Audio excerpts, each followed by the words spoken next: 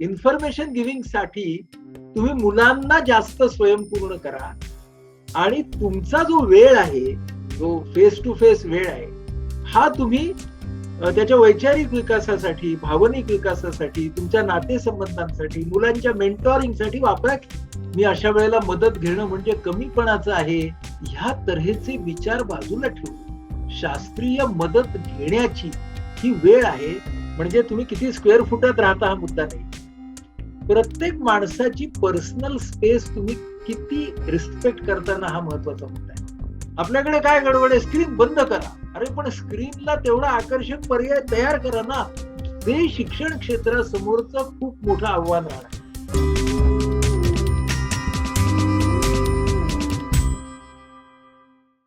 नमस्कार, मी विनायक बाचलक आणि थिंक बँकच्या लॉक अनलॉक या विशेष कार्यक्रमात तुम्हा सगळ्यांचं मनापासून स्वागत. तुम्हाला माहितीये की लॉकडाऊनला 1 वर्ष पूर्ण होतंय आणि या 1 वर्षात खूप काही गोष्टी बदलल्या. मुळापासून आपले काही बेसिक्स हल्ले. तर या सगळ्या विषयीच आपण वेगवेगळ्या क्षेत्रातल्या मान्यवरांशी बोलतोय आणि आज आपल्या बरोबर आहेत ज्येष्ठ मानसोपचार तज्ज्ञ, सुप्रसिद्ध लेखक doctor Anand Nadkarni sir. Sir, परत एकदा स्वागत आहे तुमचं. सरांची मुलाखत आपण लॉकडाऊनच्या सुरुवातीलाच घेतलेली होती थिंक बँक वरती. ती खूप लोकांनी पाहिली सुद्धा होती.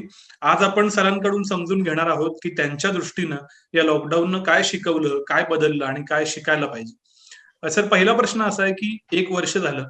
मला आठवतंय तुम्ही आधीच्या मुलाखतीत म्हणालेला की ही कोरोना आणि लॉकडाऊन ही मॅरेथॉन असणार आहे आणि ती स्प्रिंट्सची मॅरेथॉन असणार आहे, ते लगेच संपणार नाहीये. तर आता 1 वर्षानं काय घडलं आणि काय शिकायला पाहिजे आपण यातून असं वाटतं?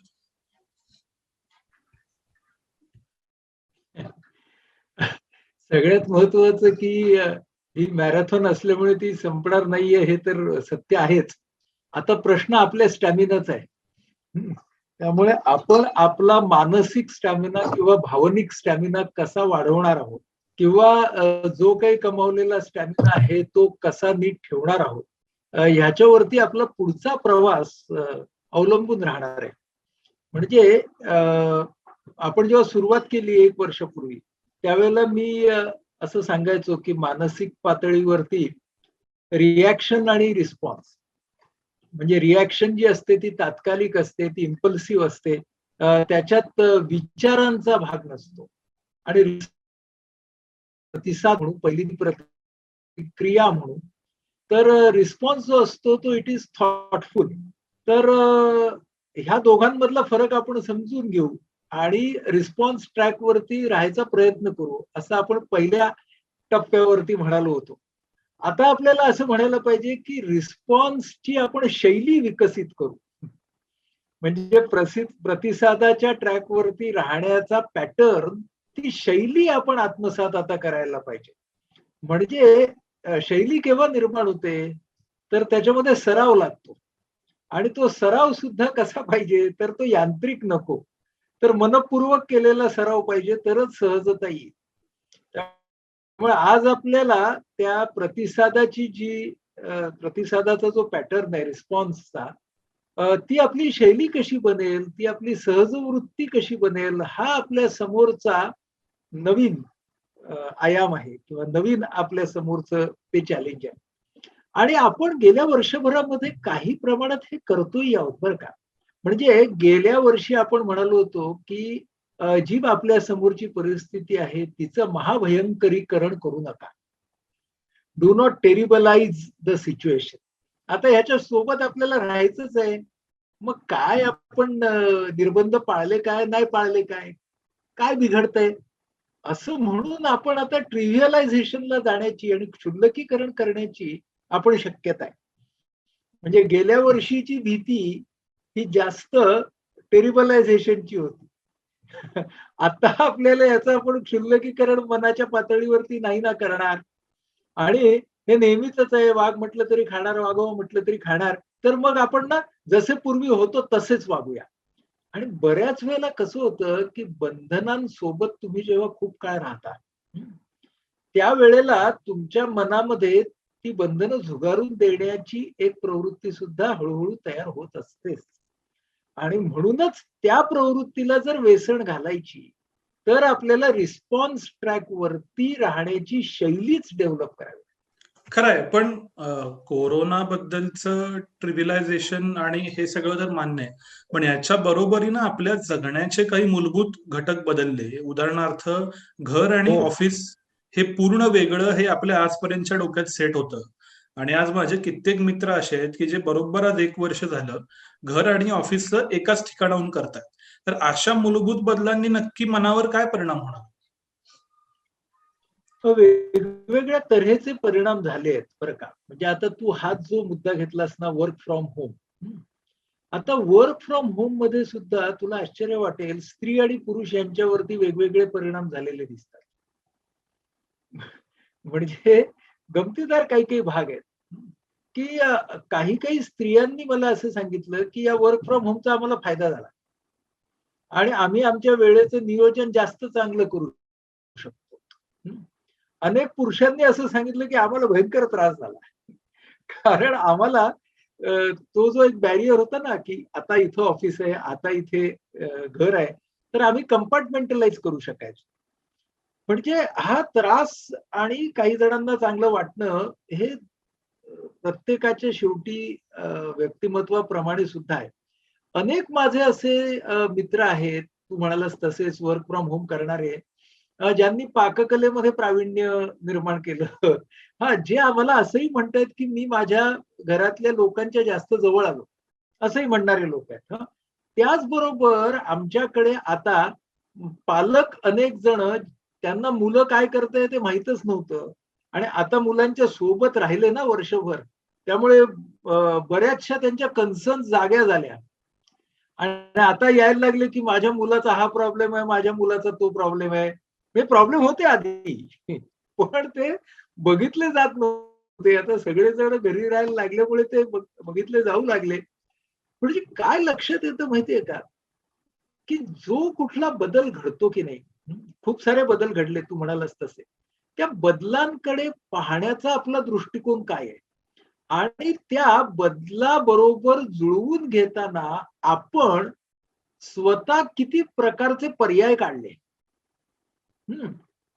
ज्यांनी ते पर्याय काढले, बरं पर्याय काढणं फक्त व्यक्तिगत स्वरूपाचं नाहीये बरं का, कौटुंबिक स्वरूपाचं पण आहे. म्हणजे जिथे कुठे घरातल्या व्यक्ती एकत्र आल्या आणि त्यांनी पर्याय काढले ना, त्या लोकांचं कोपिंग फार चांगलं झालं हे सुद्धा मी पाहतोय समाजामध्ये. आणि ज्यांच्यामधला सुसंवाद आधीच फार सीमारेषेवरचा होता किंवा जेमतेम संवाद होता, ती मंडळी विसंवादाकडे गेली आहेत. म्हणजे बऱ्याच ठिकाणी मी असं म्हणतोय, की विसंवाद जर तीव्र झालाय, तर त्याचं बिल उगीच लॉकडाऊनवरती फाडू नका. म्हणजे आधी त्याची बीजं पेरली गेलीच होती. ती फक्त काय झालं, की या कोरोनाच्या निमित्ताने त्या गोष्टी सगळ्या फोरफ्रंटवर आल्या, आघाडीवरती आल्या आणि हे झालंय बरं का. जेवढे म्हणून नातेसंबंधांमधले प्रश्न अधिक जटिल होताना आपल्याला दिसतायत, त्यासाठी योग्य शास्त्रीय मदत घ्या. त्या बाबतीमध्ये हे घरचं सगळं आहे, हे जाऊन मी सायकॉलॉजिस्ट, सायकियाट्रिस्टशी कसं काय बोलू? माझा स्वतःचा तणाव आहे, तो मीच नक्की पुढे नेईन. मी अशा वेळेला मदत घेणं म्हणजे कमीपणाचं आहे.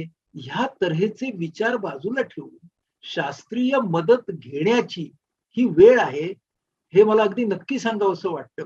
आणि ते आम्ही पाहतो. म्हणजे तुला माहिती आहे, की गेलं संपूर्ण वर्ष अगदी एप्रिलपासून मी एकही दिवस घरी बसलेलो नाही. म्हणजे मी पूर्णपणे रुग्णसेवा करतोय ती सुद्धा ठाण्याला, पुण्याला, सर्व ठिकाणी. त्यामुळे मी हा संपूर्ण कालखंड शेकडो लोकांशी प्रत्यक्षही बोलून बघितलेला आहे आणि या आपल्या व्हर्चुअल माध्यमांच्या द्वारे जवळ-जवळ जगामधल्या अनेकांशी मी या अ, दरम्यान बोललो. या सगळ्यामधून मला हे दिसतं, की 2 गोष्टी दिसतात बरं का मला. which are very important for resilience. Resilience याचा अर्थ चिकाटीने आपण तिथे राहणं. हं. म्हणजे महापुरे झाडे जाती, तेथे लव्हाळे वाचती. हां, हे आपल्याला संतांचं वचन सांगितलं गेलं की नाही. तर त्याच्यात काय सांगितलं त्या संत वचनामध्ये? की फ्लेक्सिबिलिटी इज इम्पॉर्टंट. म्हणजे फ्लेक्सिबल तुम्ही जितके राहाल, ती झाडं फ्लेक्सिबल नव्हती म्हणून ती गेली आणि ती लवाळी ही लवचिक होती, फ्लेक्सिबल होती म्हणून ती राहिली. But at the same time तुम्ही लक्षात घ्या की लव्हाळ्यांची जी मुळं आहेत ना, ती लव्हाळ्याच्या प्रमाणात भक्कम होती, ही गोष्ट महत्वाची आहे बघा. म्हणजे मुळं सुद्धा महत्वाची आहेत. म्हणजे तो जो घट्टपणा आहे मातीला धरून राहण्याचा आणि फ्लेक्सिबिलिटी आहे वर्तनामधली, या दोघांचा मिळून हा रेझिलियन्स तयार होतो. ही चिकाटी तयार होते, ही तितिक्षा तयार होते, आपल्याकडचा शब्द किंवा किंवा ही सहनसिद्धी तयार होते. आपण सहनशक्ती हा शब्द वापरतो, पण ती खरं म्हणजे सहनसिद्धी आहे. मग ही जी सहनसिद्धी आहे त्याच्यामध्ये काय काय हवं? तर त्याच्यामध्ये पहिल्यांदा जो हवा तो वास्तववादी आशावाद हवा. वास्तववादी आशावाद कशावरती निगडित हवा? तर मी कोणते पर्याय तयार करू शकतो? माझ्या नियंत्रणाखाली कोणते घटक आहेत? आणि हे सगळं करताना मी सामूहिकपणे म्हणजे माझं कुटुंब हा गट असेल, माझ्या कामावरचे सहकारी असतील, या सगळ्यांना एकच संधपणे मी जर घेऊन गेलो तर आमची रेझिलियन्सची पॉवर जी आहे ना, ती पॉवर आमची वाढणार आहे. कोलॅबोरेशन म्हणजे सामंजस्य. म्हणजे आपण आता पडलंच आहे, आता एकत्र आलोच आहोत म्हणून करूया काम. हे कोऑपरेशन झालं, जे मिनिमम पाहिजे. पण सामंजस्य याचा अर्थ काय झाला? कोलॅबोरेशन मध्ये तर सगळ्यात महत्वाची भावना कुठली आपल्या समोर असली पाहिजे? तर ती मला असं वाटतं एम्पॅथी, आस्था.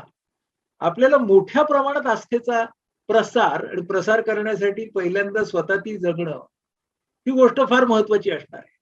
मग तुम्हाला विचारशील की आस्था वाढवायची जीवनातली म्हणजे नेमकं काय करायचं? तर ते सोपं आहे बघ.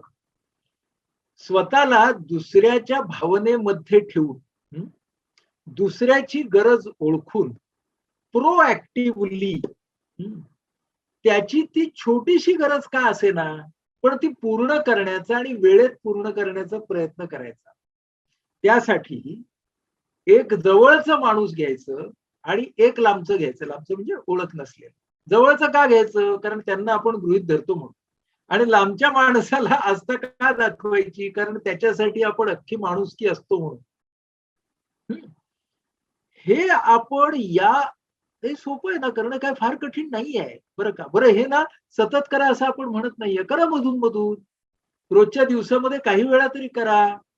दुसऱ्याच्या भूमिकेमध्ये स्वतःला ठेवा, फार गरजेचं राहणार आहे. दुसरी गोष्ट काय गरजेची राहणार आहे? नातेसंबंधांबद्दल मगाशी तू बोललास. नातेसंबंध कधीही आदर्श असणार नाहीत. पण नातेसंबंधांना प्रभावी करण्यासाठी मला मगाशी आपण बोललो ती फ्लेक्सिबिलिटी पण दाखवावी लागेल आणि मला ठामपणा पण दाखवावा लागेल. तेव्हा नातेसंबंध या काळामध्ये जर विश्विषित होत गेले तर आपण अजून एका इमोशनल क्रायसिसकडे जाऊ. त्यामुळे आपल्याला नातेसंबंधांची वीण शक्यतो न उसवली आणि उसवली तर त्यासाठी शास्त्रीय मदत घेणं हा एक महत्वाचा भाग राहणार आहे. आणि तिसरा महत्वाचा भाग हा राहणार आहे की या सगळ्या कालखंडाच्या मध्ये सुद्धा आपण आपल्या वैयक्तिक, कौटुंबिक, सामाजिक आनंदाचे छोटे बिनखर्चिक आणि इतरांना त्रास न देणारे मार्ग शोधून त्याचा प्रसार केला पाहिजे. म्हणजे ते बिनखर्चिक पाहिजेत, ते दुसऱ्यांना त्रास न देणारे पाहिजेत आणि ते आनंदाचे क्षण आपण तयार करायला पाहिजे. ही गोष्ट आता तुझ्या लक्षात आली असेल की मला नेहमी असं वाटतं की समाज मनाला बदलण्यासाठी असं 1 वर्ष वगैरे ना फार काय नाही काम करत. म्हणजे म्हणजे साधी गोष्ट होती की लग्न समारंभ, मी या कोविड काळामध्ये लग्न समारंभ काही अटेंड केले आणि काय ते 50-100 वगैरे सगळं होतं आणि ते सगळं होतं बरं का. जे 50 लोक, 100 लोक, इकडचे 50, इकडचे 50, पण बाकीचा भपका तसाच होता. म्हणजे 50 माणसांच्या वरती माणसं कमी झाली होती पण भपका कमी झाला नव्हता. म्हणजे या निमित्ताने लग्न समारंभांचाच मूलभूत विचार करा वगैरे हे काय झालेलं दिसलं नाही मला तरी. त्यामुळे मला असं वाटलं की बऱ्याचशा ज्या गोष्टी असतात ना, लग्न हे त्याचं एक उदाहरण आहे. म्हणजे मला असं नेहमीच वाटतं की आपण समाज म्हणून ना, we are more interested in wedding than in marriage. म्हणजे आपल्याला लग्न समारंभात फार इंटरेस्ट असतो. त्या दोघांचं पुढे काय होणार आहे? प्री मॅरिटल काउन्सिलिंगला आणणार नाहीत.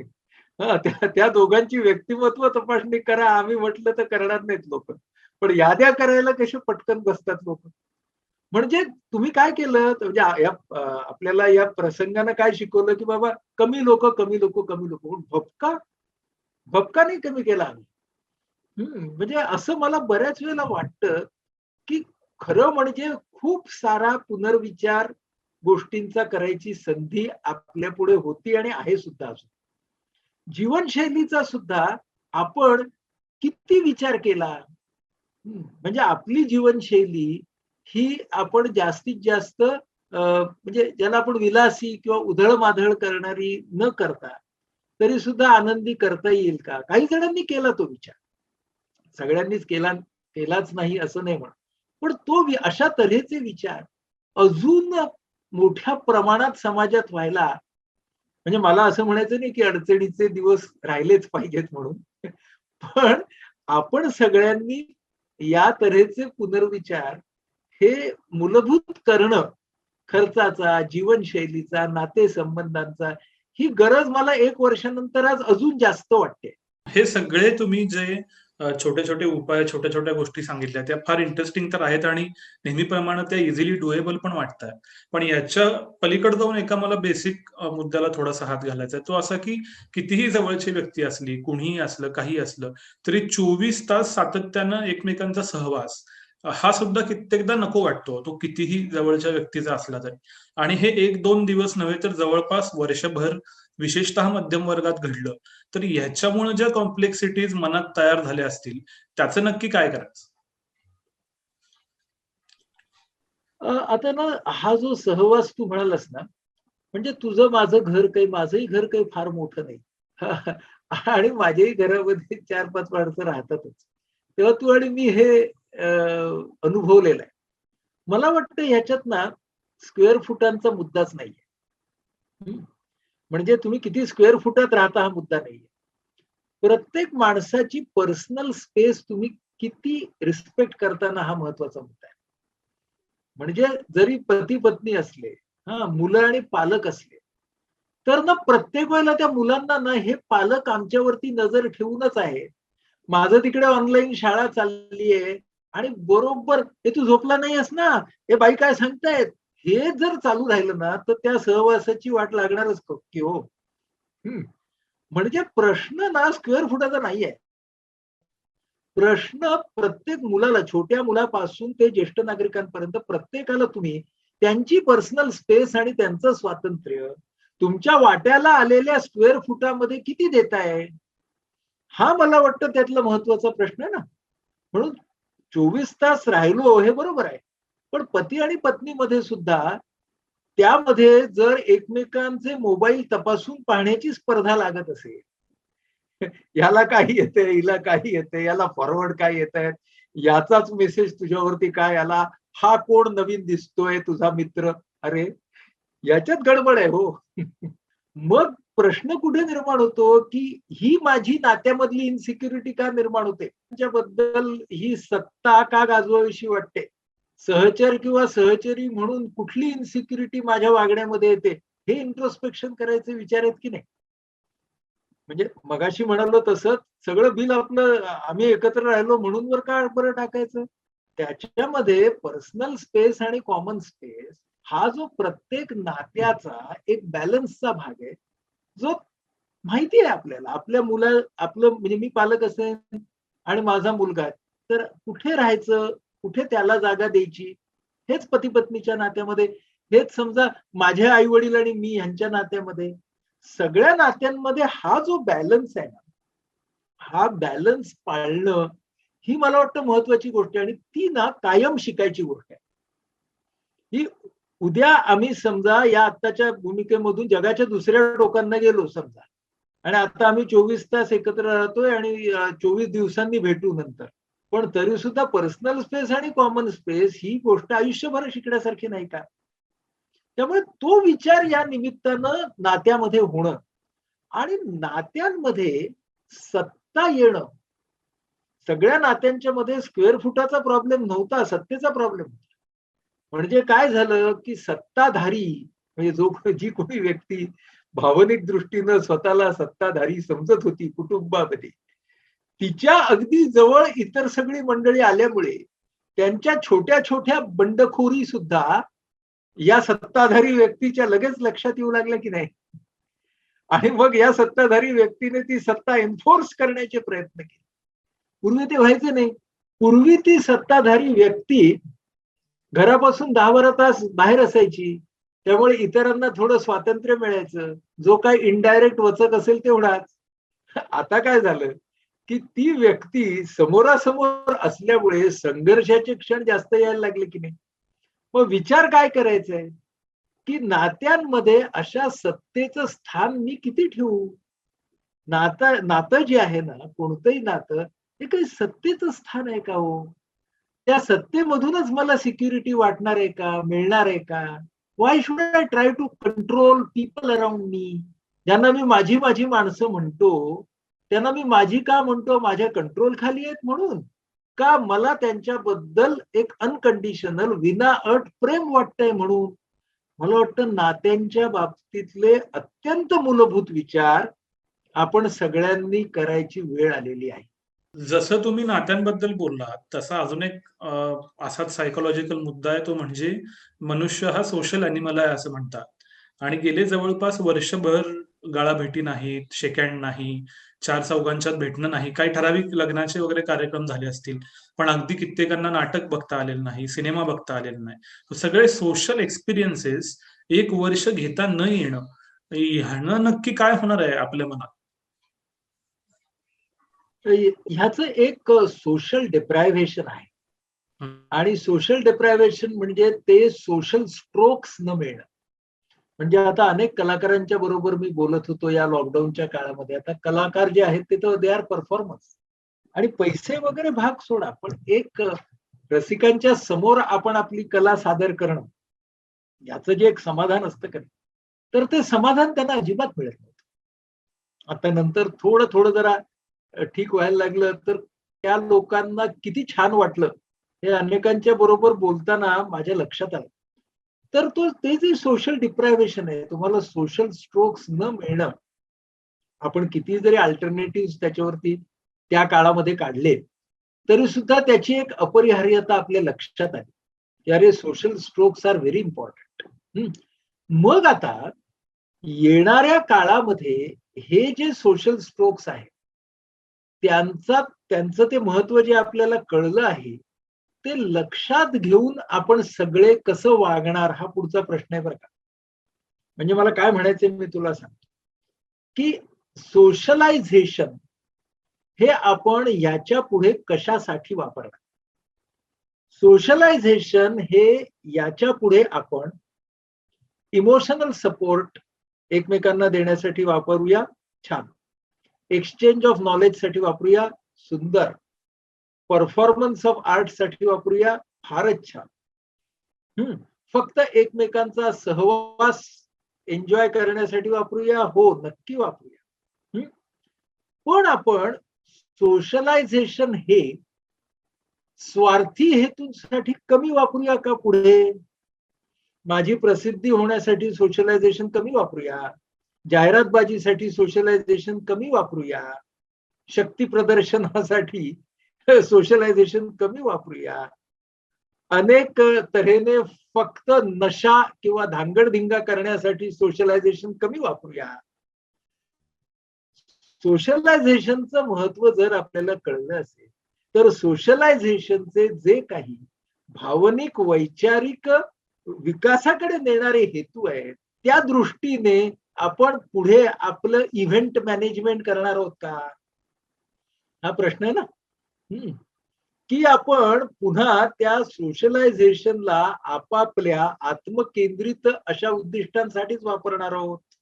किंवा मला असं वाटतं या निमित्ताने सोशलायझेशनचं महत्व जर आपल्याला कळलं असेल, तर सोशलायझेशन ही ताकद आहे ना, हे आपल्याला कळलं. सोशल स्ट्रोक्सचं डिप्रायव्हेशन झाल्यावरती आपल्या मनाचा कोंडमारा होतो हे आपल्याला कळलं. तर मग ते सोशलायझेशन आपल्याला अधिक विकासक मार्गांनी कसं वापरता येईल, हे प्रयोग आपण समाजात करणं हे तेवढ्या गरजेचं पुढच्या काळासाठी नाही का होणार? हा माझ्या मनासमोर उभा राहिलेला प्रश्न. जसा सोशलायझेशन बद्दलचा तुम्ही एक सकारात्मक भविष्यातला विचार सांगितला, तशीच एक गुंता झालाय आपण असं म्हणूया, तो म्हणजे शिक्षणाचा. पंचेंद्रियानं शिक्षण हं. होतं विशेषतः असं म्हणतात. आणि कळत्या वयात, लहान वयात अगदी बालवाडीपासून ते डिग्री कॉलेजेस पर्यंत सगळेच एक्झॅक्टली 1 वर्ष ऑनलाईन शिकले. त्याच्यातून किती शिक्षण मिळालं आणि अशा शिक्षणानंतर जे पुढे जाणार आहेत भावी पिढी, त्यांचं नक्की काय होणार आहे? तर या शिक्षणात जे कोविडनं एक मोठा खीळ घातली, त्याच्याबद्दल काय वाटतं? मला असं वाटतं, की पुढच्या काही काळामध्ये ज्या प्रमाणात प्रत्यक्ष कोविडची समस्या ताब्यात येऊ लागेल, त्यावेळेला शिक्षणाच्या क्षेत्रामध्ये आपल्याला बऱ्यापैकी कॉम्पेन्सेटरी ॲक्शन घ्यावी लागेल असं मला दिसतंय. जर विद्यार्थ्यांच्या ज्ञानार्जनाचा हेतू आपल्या मनात असेल तर. फक्त परीक्षा पास असेल तर नाही. मला काय वाटतं, बालवाडीपासून ते मेडिकलच्या विद्यार्थ्यापर्यंत बरं का. इंजिनिअरिंगचा विद्यार्थी असेल, सगळ्याच विद्यार्थ्यांपर्यंत वेगवेगळे प्रश्न होते. थर्ड एमबीबीएसचा एक विद्यार्थी आला माझ्याकडे, किंवा आता आम्हाला वॉर्डच नाहीयेत, पेशंटच बघत नाही आहोत, आम्ही परीक्षा कशी देऊ? आणि परीक्षेत मी पास होईन, पण मी चांगला डॉक्टर कसा बनेन? तर मग मी त्याला म्हणालो, "हो बाबा, ही स्पेशल कंडिशन आहे. पण तू हे मनात धर, की अशा तऱ्हेने एमबीबीएस झाल्यावरती तुझं जे इंटर्नशिपचं वर्ष तुला मिळणार आहे, ते तू फक्त ज्ञानार्जनासाठी लावणार आहेस का? लाव. पुढच्या पोस्ट ग्रॅज्युएट परीक्षेची तयारीला लगेच इंटर्नशिपमध्ये लागतात ना ही मुलं. म्हटलं तू लागू नकोस. 1 वर्ष फक्त ज्ञानार्जनासाठी घाल ना आणि मग पीजी एंट्रन्सची तयारी करायला लाग. म्हणजे मला काय म्हणायचंय बघ, की हे कॉम्पेन्सेशन आहे ना.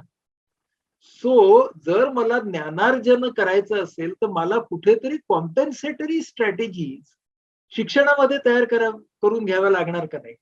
या बदलतील, म्हणजे बालवाडीची वेगळी असेल, मेडिकलची वेगळी असेल. तेव्हा एक गोष्ट जी मला वाटते, की कॉम्पेन्सेटरी स्ट्रॅटेजीज म्हणजे काय, की जे काही अ, गमावलंय किंवा जे करता नाही आलं, ते करणं. म्हणजे तो पैलू त्या अभ्यासाचा करणं, हा एक भाग झाला. दुसरा भाग असा आहे शिक्षणामध्ये, की काही गोष्टी अनेकांना नव्याने कळल्या. म्हणजे अनेक जण हे माध्यमांचा उपयोग करून घ्यायला लागले. अनेक जण इंटरनेटचा चांगला उपयोग करायला शिकले. या ज्या काही तंत्रज्ञानामधल्या चांगल्या गोष्टी आपल्यातल्या अनेकांना ज्ञात झाल्या, त्याचा उपयोग पुढच्या शिक्षणासाठी ज्ञानार्जनाच्या हं, आपल्याला कसा करता येईल त्याचं इंटिग्रेशन करणं. म्हणजे एक भाग कॉम्पेन्सेशनचा आहे. दुसरा भाग आपल्याला ज्या नवीन इन्साइट्स आल्या आहेत, त्यांचं आपल्याला इंटिग्रेशन कसं करता येईल. नवीन इन्साइट्स म्हणजे फॉर एक्झाम्पल, की अनेक शिक्षकांनी मला असं सांगितलं, की इन्फॉर्मेशन गिव्हिंग हे मुलं आपले आपणच करू शकतात हे आम्हाला आता कळल्यामुळे, आता आम्ही जेव्हा शाळा सुरू होईल, तेव्हा टीचर आणि स्टुडंट, शिक्षक आणि विद्यार्थी यांच्या नात्यावरती जास्त लक्ष केंद्रित करू. आता ही खूप महत्वाची इन्साइट आहे. की हो, इन्फॉर्मेशन गिव्हिंग साठी तुम्ही मुलांना जास्त स्वयंपूर्ण करा आणि तुमचा जो वेळ आहे, जो फेस टू फेस वेळ आहे, हा तुम्ही त्याच्या वैचारिक विकासासाठी, भावनिक विकासासाठी, तुमच्या नातेसंबंधांसाठी, मुलांच्या मेंटॉरिंगसाठी वापरा. म्हणजे काय होईल, की there are some things that we can use for integration.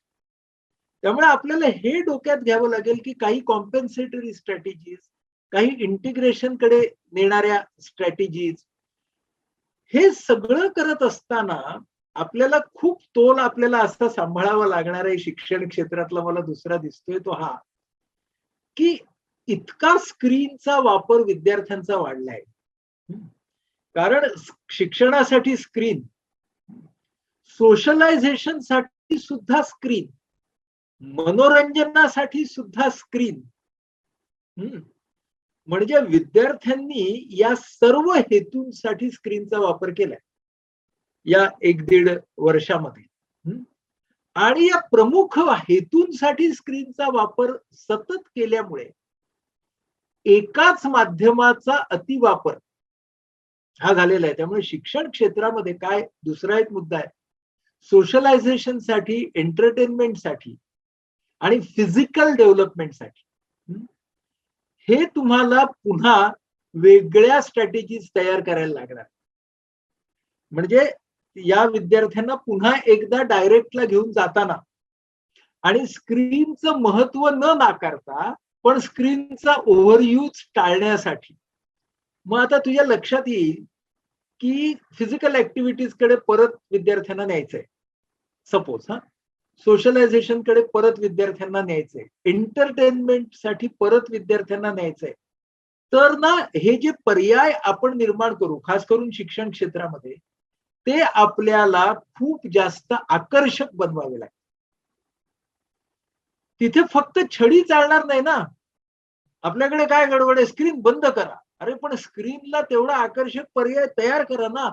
जे शिक्षण क्षेत्रासमोरचं खूप मोठं आव्हान राहणार आहे की सोशलायझेशन, एंटरटेनमेंट, फिजिकल डेव्हलपमेंट या सगळ्यासाठी आता त्यांना जर पुन्हा तिथं न्यायचं असेल तर ते सगळे पर्याय म्हणजे आरोग्यदायक आहेत तर चांगलंच, म्हणजे ते आहेतच आरोग्यदायक, पण तेवढं सांगून होणार नाहीये ना. मग ते एन्फोर्स करायला लागणार आहे.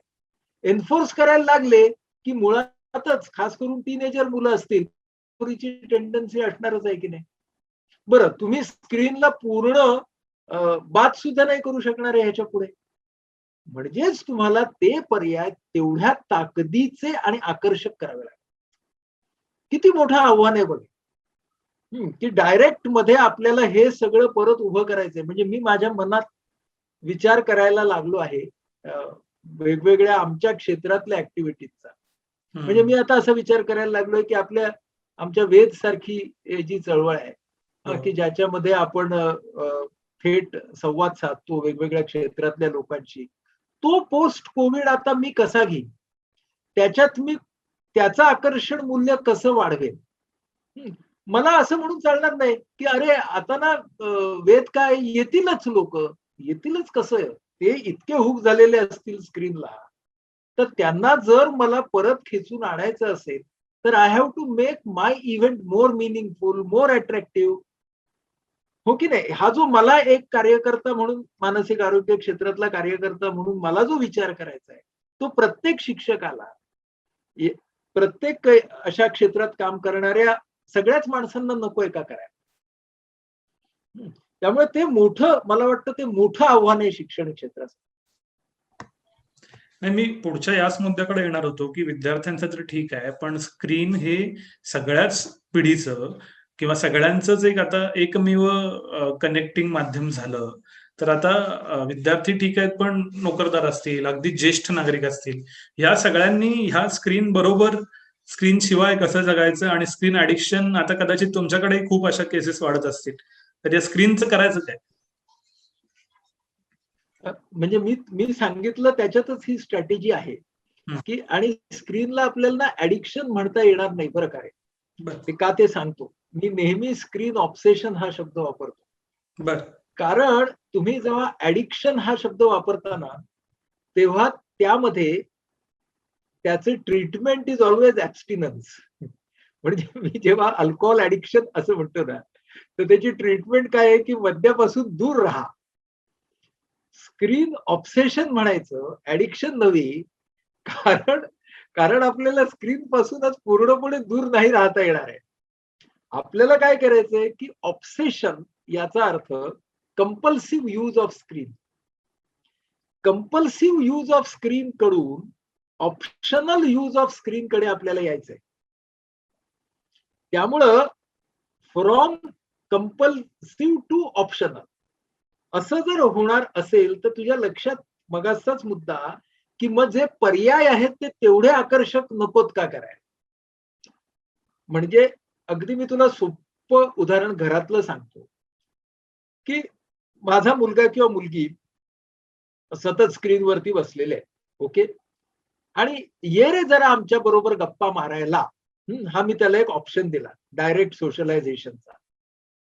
तुम्ही आल्यावरती ना तेच सगळं पकाऊ बोलणार. मी कशाला येऊन बसू तुमच्याकडे, असं तो म्हणणार. बरोबर आहे. मग मला काय विचार करायला पाहिजे, जर त्या माझ्या मुलाबरोबर मला 15 मिनिटं डायरेक्ट बोलायचंय, तर नेहमीपेक्षा वेगळं, नेहमीपेक्षा वेगळ्या शैलीनं, नेहमीपेक्षा मोकळं मी काय बोलू शकतो. तरच माझा हा डायरेक्टचा पर्याय तो घेईल ना. नाही तर तो म्हणाल तेच पकावणार तुम्ही. कशाला येऊन बसू मी तुमच्या समोर, त्याच्यापेक्षा त्या स्क्रीनवरती मी बरा आहे. हा विचार मला करायला हवा यार, की if we want to wean somebody off a habit, ती एखाद्याची एखादी सवय आपल्याला कमी करायची आहे, तर ताडण माडण हा दमन हा एक पर्याय झाला. पण एक दुसरा प्रेमळ आणि प्रभावी पर्याय निर्माण करून त्याला आकर्षणाने खेचून घेणं, ह्या पर्यायावरती कुटुंबापासून समाजापर्यंत आपल्याला काम नाही का करावं लागणार आहे. म्हणजे पुन्हा ते बेसिक उदाहरण घेतो, की मी त्या दिवशी माझ्या मुलाचं किंवा मुलीचं आवडतं आईस्क्रीम आणलं. त्याची एक आवडतं गाणं पाठी लावलं आणि मग त्याला आईस्क्रीम खायला बोलवलं. ते गाणं पाठी लावल्यावरती त्याच्या आवडत्या गाण्यावरती गप्पा मारायला लागलं. आकर्षक झालं ना पर्याय. मग तो येईल तो स्क्रीन सोडून माझ्याकडे. हा पर्याय आकर्षक करणं हे आपल्या समोरचं वैयक्तिक, कौटुंबिक, सामाजिक आव्हान आहे. हे आपण लक्षात घेतलं पाहिजे. म्हणूनच ना, जो प्रत्यक्ष डायरेक्ट जो अनुभव आहे, त्याला इमोशनली एनरिच कसं करता येईल. इमोशनली एनरिच, बरोबर. हा, ह्या एक भाग करूया. त्याला नॉलेजेबल म्हणजे नॉलेजच्या दृष्टीनं त्या डायरेक्ट अनुभवाला मी कसं एनरिच करेन, हा विचार आपण करूया. सी, आता तुम्ही ना स्क्रीन सोडून अमुक अमुक ठिकाणी या, सर धोपट झालं, मन नक्की प्रश्न विचारेल का, तिथे आम्हाला ह्याच्यापेक्षा मस्त काय मिळणार आहे का. ह्याच्यापेक्षा मस्त आपण काय देऊ शकतो. पुन्हा इमोटिव्ह कॉग्नेटिव्ह म्हणजे इमोशनली जास्त छान काय देणार आहोत, वैचारिक दृष्टीने जास्त छान काय देणार आहोत, आणि त्याचं एक आकर्षक पॅकेजिंग आम्ही काय करणार. हा विचार जर आपण केला तरच आपल्याला विनिंग करता येईल. आणि याच्यावरती खूप जास्त क्रिएटिव्हिटीची पुढच्या काळामध्ये गरज नक्की पडणार आहे. आपण खूप वेगवेगळ्या विषयांवरती बोलतोय आणि खूप समृद्ध मुद्दे, विचार येत आहेत. पण मुलाखतीला कालमर्यादा आहे, त्यामुळं मुलाखतीच्या शेवटी येताना या लॉक अनलॉक मध्ये काय नक्की मुद्दा घेऊन किंवा काय मेसेज घेऊन पुढे जावं असं तुम्हाला वाटतं, की बाबा या मुद्द्यानं या मुलाखतीचा शेवट व्हायला हवा? जगामध्ये पोस्ट एपिडेमिक काळाचे जे अभ्यास झाले, तर त्याच्यामध्ये असं जगामध्ये दिसलं बरं का, की पोस्ट एपिडेमिक समाजामध्ये रिच्युअलिस्टिकनेस वाढला. म्हणजे माणसं खूप रिच्युअलिस्टिक झाली, कर्मकांडांकडे वळली, म्हणजे ती दैववादी सुद्धा झाली. त्यामुळे आपल्याला त्या कर्मकांडाकडे, रिच्युअलिस्टिकनेसकडे, दैववादाकडे न जाण्यासाठी विवेकवादाने काय करायचं ते करावं लागेल. हा एक मुद्दा आहे. दुसरा मुद्दा असा आहे, की या काळामध्ये माणसं, दुसरा आर सांगितलाय समाजशास्त्रज्ञांनी, one is rituals, second R is writing. आता रायटिंग याचा अर्थ असा, की माणसं मनामध्ये रेसलेस व्हायला लागली आणि त्याला त्यांच्या व्यवसायामध्ये असलेले प्रॉब्लेम्स असतील, कुटुंबामधले नातेसंबंधातले प्रॉब्लेम्स असतील, आणि त्यांच्या मनामध्ये विचार भावनांची दंगल चालू झाली आणि मग ती बाहेर पडली या ना त्या कारणानं. तेही आपल्याला जर टाळायचं असेल तर आपल्याला मगाशी जे मी बोललो अगदी पहिल्या आपल्या सत्रामध्ये, की एम्पथीची गरज, प्रॉडक्टिव्हिटी म्हणजे उत्पादकता, पण त्यामधला प्रोसेस मधला आनंद, की मी जे काही करत आहे ते मी उत्कृष्टपणे करण्याचा प्रयत्न करेन आणि त्यातून आनंद निर्माण करेन, अशा तऱ्हेची भावना जर आली तर माणसं या रायटिंग पासून दूर जाऊ शकतात. आणि हे जर 2 आर, रायटिंग आणि रिच्युअलिझम, हे जर माणसांना म्हणजे समाजाला जर त्याच्यावरती उत्तरं शोधता आली, तर माणूस हा रेझिलियन्सकडे, which is the third R, त्या खऱ्या अर्थानं त्या तितिक्षेकडे, त्या सहन सिद्धीकडे माणूस हा त्या दृष्टिकोनातून जाऊ शकतो. तेव्हा हे जे 3 आर आपल्या समोर आहे, त्यांचा आपल्याला एक सर्वंकष असा विचार करावा लागणार. हा एक मुद्दा. दुसरा मुद्दा, मानसिक आरोग्याच्या दृष्टीनं काम करत असताना मला ही एका बाजूने डिस्टिग्मॅटायझेशनची एक अपॉर्च्युनिटी वाटते या आमच्या सगळ्यांसाठी, या क्षेत्रात काम करणाऱ्या कार्यकर्ते, व्यावसायिक, या सगळ्यांसाठी, की मानसिक आरोग्याचं स्थान हे अधोरेखित होतंय या गेल्या 1 वर्षामध्ये आणि पुढच्या काही वर्षांमध्ये.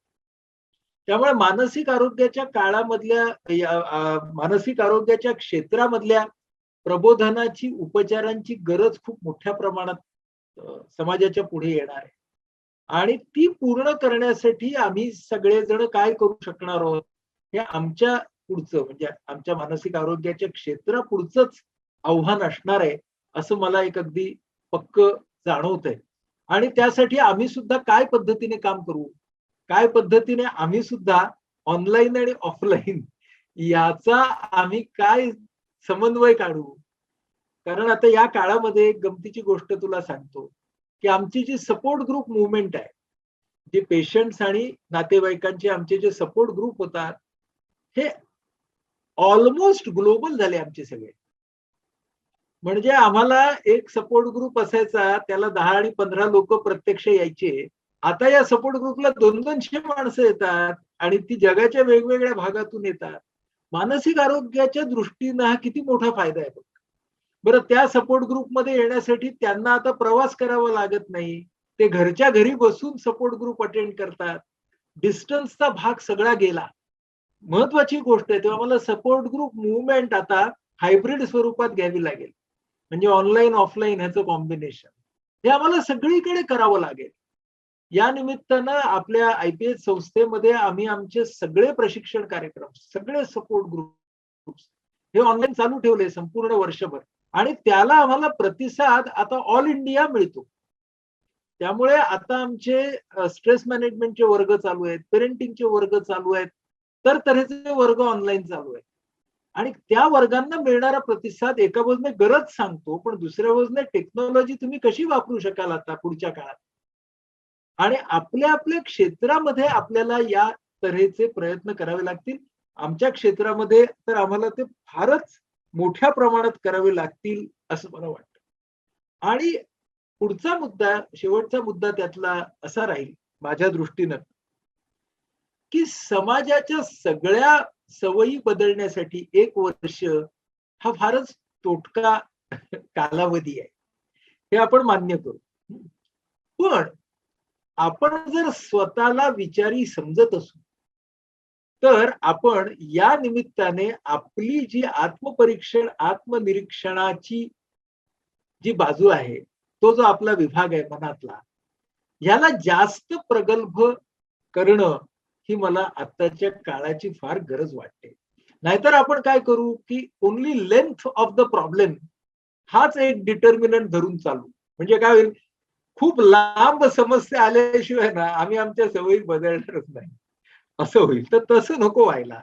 आपण आपलं विचारमंथन हे अधिक योग्य पद्धतीने करू, जेणेकरून समस्या किती काळ चालते ज्याच्यावरती आपला काही कंट्रोल नाही, पण आपल्या विचार, भावना आणि वर्तनामधलं परिवर्तन आपण जास्तीत जास्त तीव्रतेने करण्याचा प्रयत्न करूया, असं मला या निमित्ताने सगळ्यांच्या बरोबर शेअर करावंसं वाटतं. सर, तुमचे खूप खूप आभार. नेहमीप्रमाणे खूप एनरिचिंग चर्चा झाली आणि दिशा देणारी फ्युचरिस्टिक चर्चा झाली. मला खात्री आहे की ह्या सगळ्या गोष्टींवरती आमचे व्ह्युअर्स नक्की विचार करतील आणि शक्यतोवर परत अजून 1 वर्षांना या विषयावरती यावं नाही लागणार. इतर अनेक विषयांवरती यायला बोलायचं आहेच तुमच्याशी, पण आजच्यासाठी किंवा किंवा अजून 1 वर्षानंतर आपण थिंक महाराष्ट्राच्या डायरेक्ट व्यासपीठावरती भेटू.